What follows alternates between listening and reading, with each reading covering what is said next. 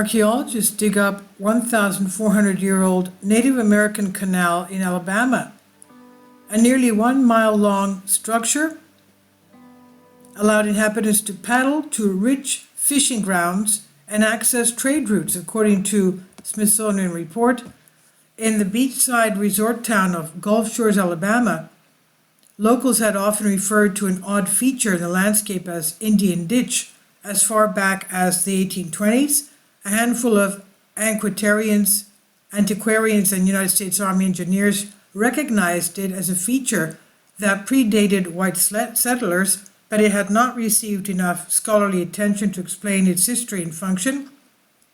One resident, Harry King, who had been exploring the back bays of the region, became fascinated with the remnants of this large trench, about 30 feet wide, 3 feet deep. On visits to the Archaeological Museum of the University of South Alabama in Mobile, King would encourage researchers to examine it. Gregory Waselkov, a now retired anthropologist at the university, figured the ditch was probably an antebellum construction built by enslaved laborers. Waselkov said, "It took me forever to go out there and take a look.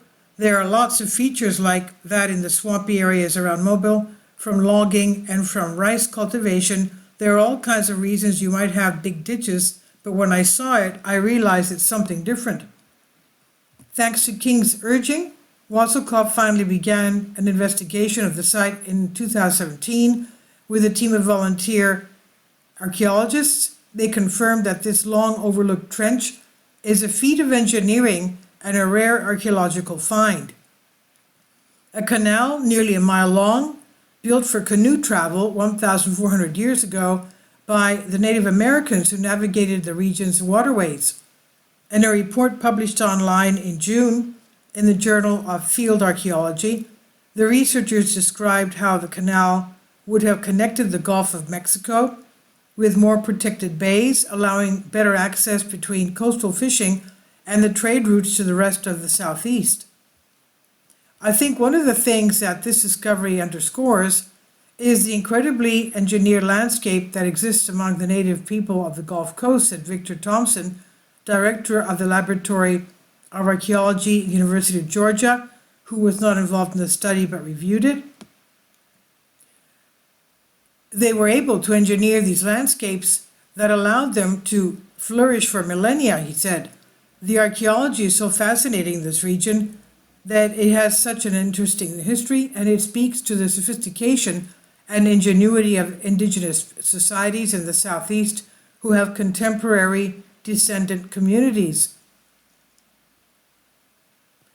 Though much of the canal has been lost to development today, in its heyday would have stretched a little less than a mile across from Fort Morgan Peninsula, from Oyster Bay in the north to Little Lagoon in the south. Both bodies of water are at sea level, but the land between reaches up to 6 feet in elevation. That means anyone digging a trench across the peninsula would risk draining the water table into the sea level outlets. The solution in this case may have been 2 dams at either end of the passageway that canoe travelers would have had to carry their boats around. With a shallow draft, dugout canoes would have only needed a few inches of water to pass through the 3-foot deep canal. The researchers also think the canal was only navigable in the winter, when seasonal factors typically create wetter conditions and a higher water table, but when the canal is dry, it still would have made a good footpath through a heavily forested area, Waselkov says. The team dug 2 cross-sections of the canal. Through the radiocarbon dating, they were able to place a construction between 576 and 650 AD at the end of the Middle Woodland period. Archaeologists of the Southeast have used the term woodland period to describe a cultural phase in which pottery came into widespread use and societies were organized in small hamlets that sometimes built mounds. Evidence shows a small middle woodland village, Plash Island, stood about 1.5 miles north of one end of the canal and was likely responsible for the waterway's construction. Rather than circumnavigating the 19-mile peninsula through high surf, individuals from this village could have taken the canal to get to camps closer to the Gulf, where they processed, smoked, and dried the fish and shellfish for better preservation. The Native Americans living in this area at the time did not use agriculture, so access to subsistence resources like fish and forage plants was crucial. Traffic would have been aided immensely by this canal, Waselkov said. If you canoe out of Mobile Bay into the Gulf, I think you'll be taking your life in your hands. I would not want to do that in a dugout canoe because the Gulf is very, very wild. And he notes, however, that evidence exists for daring canoe journeys in this region. The Seminole Native Americans and other Native American groups in South Florida crossed to the Bahamas, for example. Isn't that something? The Middle Woodland period is also famous for long-distance traffic. Stones, shells, and other goods were traded throughout the eastern half of North America, and this canal would have been a useful shortcut for travel between Florida coast, Mobile Bay, and beyond. If you're bringing trade goods from the eastern shore of the Gulf from the west coast of Florida, this canal is basically the front door of the Southeast, says William Marquard, Curator Emeritus of the Florida Museum of Natural History, who was not involved in the study. He said once you get into Mobile Bay, then you'd have choices to go to multiple pathways into the Southeast. Though archaeologists know that what was essentially a highway system of natural waterways and footpaths stretch across the Southeast, not many indigenous canals are known in the region. At Pine Island in southwest Florida, a 2.5-mile canal was built for canoe travel, perhaps as many as 1,000 years ago, by the Calusa, who established a kingdom fueled by fisheries that resisted Spanish colonization. At Mound Key in Calusa, the Calusa built a shorter sea-level canal, along with water courts for trapping fish. These canals are much different from irrigation canals built by indigenous people of the Americas, such as the ones the Hocoham culture built in Arizona and northern Mexico. The thing they all have in common is they require knowledge of hydroengineering and large-scale labor, Thompson said. What makes a canal in Alabama especially unusual is its age. It's emerging prior to all these large polities or organized states that we see popping up later on. To me, it speaks to a more collective sort of labor project rather than one that is driven top-down. Scholars previously assumed the culture would need strong hierarchies to harness the types of labor needed for large-scale engineering projects.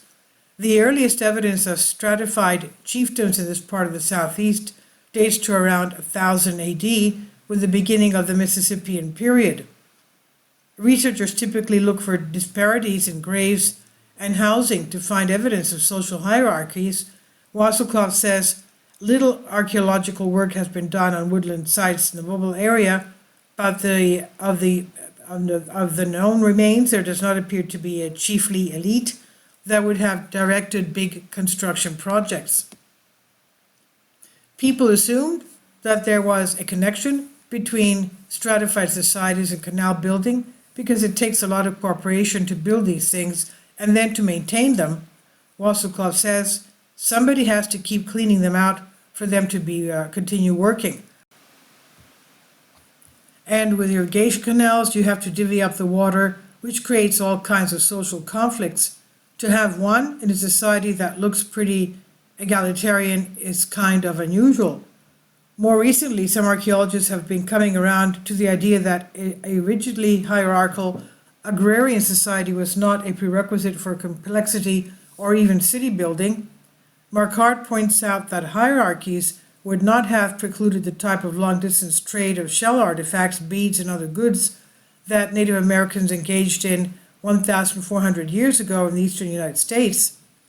We see trade and commerce today as something that makes people rich or aggrandized in some fashion, but that might not necessarily have been the case in the past, he says. Maybe it had a different kind of value, a ritual value or ceremonial value. Whatever it was, it was considered attractive and good to have these things and to move them from place to place. Mercard praises the report's in-depth look at the hydrological factors that would have made the canal functional. He hopes that the findings prompt the other archaeologists to take a closer look at similar features in the southeast. There's more out there to be found, but they have to be looked for, he says.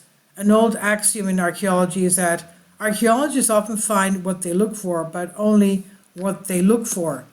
And this is on Collective Spark by Megan Gannon from the Smithsonian. Please leave your comments, and thank you for your support. Please support my Patreon account. The daily posts are 5 videos daily, and they are totally different from what I have on my YouTube channel. Thank you so much for your support and that you find all my content so interesting. You'll find the Patreon account details in the description box below.